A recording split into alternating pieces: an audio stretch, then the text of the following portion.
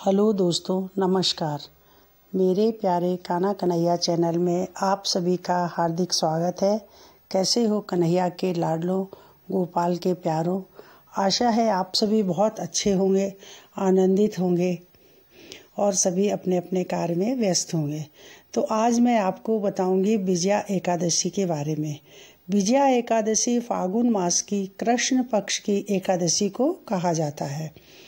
ये इस वर्ष 9 मार्च को पड़ रही है, लेकिन इसकी शुरुआत 8 मार्च को 3:44 से प्रारंभ हो जाएगी, जो 9 मार्च के दिन मंगलवार 3:02 पर इसका पारण मुहूर्त है। 10 मार्च को 6:37 पर। इसीलिए इस दिन विजया एकादशी का जो व्रत करता है, कहते हैं उसके सारे पापों का नाश होता है और उसको इस व्रत के करने से 3 गुना फल की प्राप्ति होती है। धार्मिक महत्व इसका बहुत ज़्यादा है। इस बार ये 9 मार्च मंगलवार को है और कहते हैं कि भगवान श्री कृष्ण ने अर्जुन और धर्मराज युधिष्ठिर को एकादशी के व्रत के महात्म्य के बारे में बताया था। युधिष्ठिर ने इस व्रत को विधि विधान के साथ किया था। यह एकादशी सभी एकादशी में श्रेष्ठतम है। इस व्रत को रखने से मोक्ष की प्राप्ति होती, सभी मनोकामनाएं पूर्ण होती हैं और इसका धार्मिक मान्यता भी बहुत ज़्यादा है। कहते हैं आज के दिन ही भगवान श्री राम ने भगवान श्री हरि यानी विष्णु का पूजन किया था और लंका पर विजय की प्राप्ति की थी। इन्होंने भगवान विष्णु की पूजा भगवान राम ने समुद्र के किनारे की थी और भगवान को याद करने के बाद ही इनको विजय की प्राप्ति हुई थी।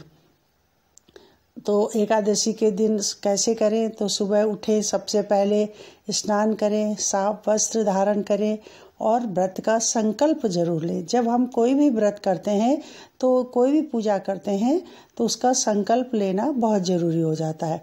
अपने घर के मंदिर को अच्छे से साफ करें और वेदी बनाकर उस पर 7 धान, उड़द, मूंग, गेहूँ, चना और चावल आदि रखें। वेदी के ऊपर कलश की स्थापना करें। आम के या अशोक के 5 पत्ते लगाएं। वेदी पर भगवान विष्णु की मूर्ति और तस्वीर रखें और भगवान विष्णु श्री हरि को पीले वस्त्र पहनाएं, पीला फूल चढ़ाएं, ऋतुफल और तुलसी माला या तुलसी दल जरूर समर्पित करें। धूप दीप से विष्णु भगवान की आरती करें और शाम के समय भगवान विष्णु की आरती उतारने के बाद खुद फलाहार ग्रहण करें। अगले दिन सुबह किसी भी ब्राह्मण को आप भोजन करवाएं। अगर ब्राह्मण दंपति है यानी पति पत्नी है तो और भी अच्छा है, तो उसका फल 2 गुना बढ़ जाता है, क्योंकि विष्णु जी के साथ लक्ष्मी जी हमेशा ही विराजमान रहती हैं, हमेशा साथ में रहती हैं। तो ब्राह्मण दंपति को भोजन कराएं और उसे अपनी यथाशक्ति अनुसार, जैसा आपका मन है, 51, 101, 500 जैसा आप चाहते हैं वैसे दक्षिणा देकर अपने व्रत को पूर्ण करें और उन ब्राह्मण दंपति को अच्छे से विदा करें। इसके बाद खुद भी भोजन करें। इस तरह से व्रत का पारायण करें। कहते हैं इस एकादशी का जो महत्व है बहुत ही ज़्यादा है। एकादशी के दिन कभी भी भूल के भी कोई भी अनुचित कार्य, कोई भी ऐसा जो आपके आदतों में समाये, तो वो नहीं करना चाहिए। एकादशी के व्रत में कुछ लोग तो कहते हैं रात को सोना नहीं चाहिए, लेकिन रात में तो सभी सोते, लेकिन व्रती को पूरे दिन भगवान विष्णु की स्मरण करें, सोए ना, क्रोध ना करें, कुछ ऐसा काम ना करें, किसी के लिए भला बुरा ना कहे और हम पूरे दिन विष्णु भगवान के मंत्र, भक्ति, जाप, भजन आदि करना चाहिए।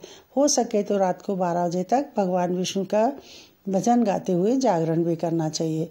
और इस दिन कहते हैं कि कोई भी ऐसा काम न करना चाहिए जिससे कि हमको उससे हमारे जो पुण्य फल है उनके फल कम हो जाए। एकादशी के दिन भगवान विष्णु की कृपा पाने के लिए अपने व्रत के दौरान, जब हम व्रत रखते हैं, तो खान पान व्यवहार में बहुत ही संयम रखना चाहिए और सात्विक बातें करनी चाहिए, अच्छी बातें करनी चाहिए।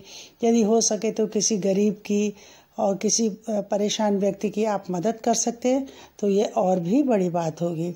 इस दिन बत्ती भगवान विष्णु की कृपा पाने के लिए, किसी व्यक्ति से बात करने के लिए कभी भी गुस्सा ना करें, क्रोध ना करें, कभी झूठ ना बोलें और ये सारे काम मतलब नहीं करना चाहिए। सुबह से शाम तक केवल भगवान हरि श्री विष्णु की जप में ही लगे रहना चाहिए।